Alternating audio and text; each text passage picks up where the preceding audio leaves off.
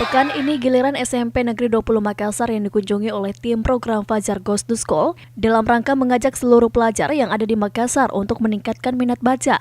SMP Negeri 23 merupakan sekolah ke-23 yang dikunjungi oleh tim Fajar. Selain untuk mendukung gerakan Makassar Gemar Membaca, juga mendukung program Wali Kota Makassar yakni literasi baca untuk Makassar menuju kota dunia. Kegiatan ini bagi saya selaku pengelola pendidikan di Kota Makassar, khususnya di SMP Negeri 20 kami sangat mendukung dan sangat merespons kegiatan ini. Sekiranya ada kerjasama secara rutinitas dengan Fajar. Kenapa? Karena kegiatan ini adalah merupakan suatu pendidikan karakter bagi anak-anak kami, sekaligus buat guru-guru kami dan seluruh personil sekolah yang ada di sekolah kami.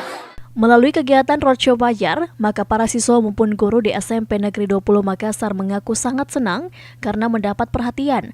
Dalam kegiatan tersebut, para pelajar juga diberi motivasi bahwa membaca merupakan salah satu kunci kesuksesan yang akan memperkaya pengetahuan.